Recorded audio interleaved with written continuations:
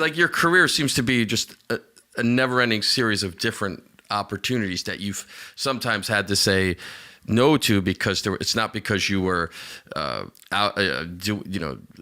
messing around somewhere. It was just you had another obligation. So so I've heard you talk about this, like with the recording you did with Paul McCartney, right.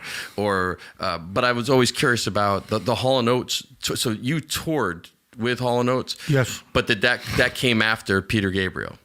No, it was at the same time. Okay, so that was just a crazy moment in time for me, where they were both working their schedules out around my schedule. So you were on the road for a long time at that point. Well, I was going, like, I recorded the better part of 3 records with Daryl and John.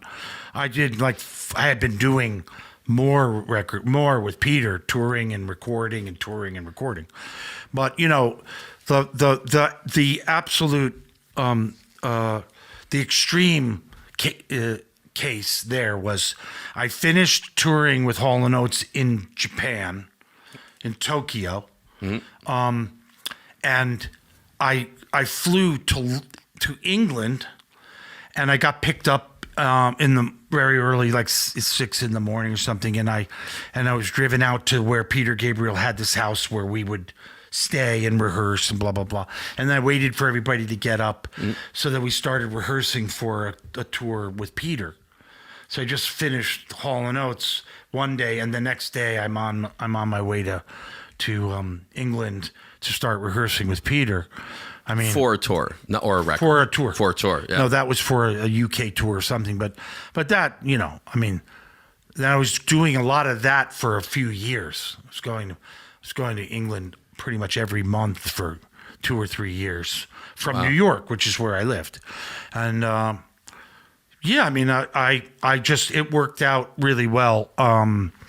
There was a point where Daryl and John really wanted me to just stay with Hall & Oates. Right. And I was much more loyal to Peter, although honestly, when it comes down to it, I enjoyed playing with Daryl and John more, because the music was that rock and soul. They're from Philly. Philly, you know? yeah, sure.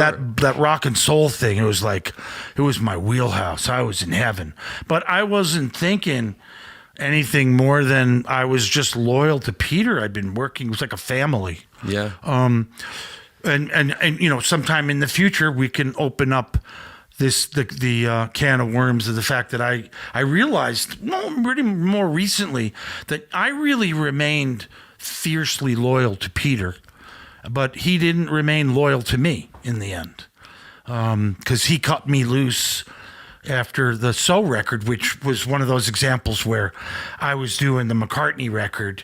He changed his schedule, and they were both at the same time. His was supposed to be like, let's say March. Paul's was in April, and then Peter changed the schedule to April. And I didn't feel, for many reasons, like I could back out of doing this Paul McCartney record. You know, one of the things was the record was just Paul, Eric Stewart from 10cc, who wrote, and you know, they were co-writing, and me, just 3 of us. So it was a little hard. It wasn't like there were 7 people in the band, you know. It was just the 3 of us for a month or 2. And it's not like one of them wasn't Paul McCartney. Right. Yeah, exactly. Right, yeah. Yeah, because Eric was his own, in his own right, was, you know, he wrote a bunch of songs with, and had 10cc. He was the producer and writer and sang. You know, he was the mastermind of a lot of that stuff, and a great band. And anyway...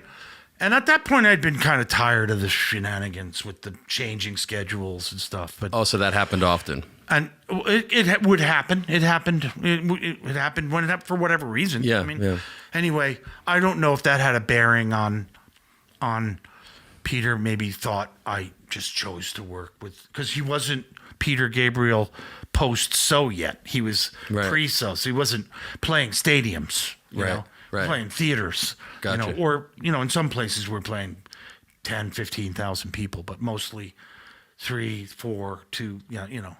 But, anyway, things are what they are.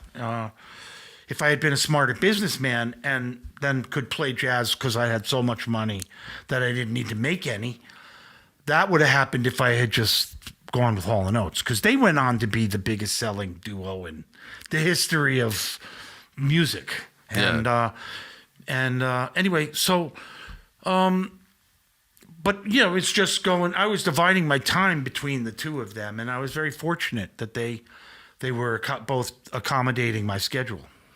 So in that era, you were just busy. Yeah. It seemed like it just. Yeah, I was. Went into the other. I didn't even think about it. I'm not smart when it comes to. I'm not smart when it comes to that kind of business. What's the smart move? My older brother,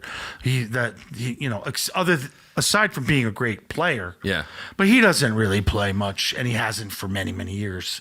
He's very smart when it comes to that. That kind of thing. And then he ended up, maneuvering himself into scoring television shows, and he won the lottery with Everybody Loves Raymond. He wrote the theme song. Sure.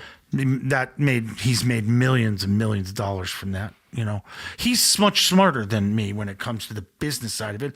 I'm just a guy who will play the jazz brunch on Sunday. He wouldn't do that. Well, he doesn't even understand that I do that. He just thinks it's a waste.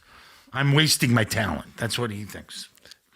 Well, you're not. He may be right in some ways, but you're making music. I don't feel like that. No, you're doing things that seem fruitful and enjoyable to you. Like I've never been on a gig with you where you weren't enjoying yourself. Yeah, I try to.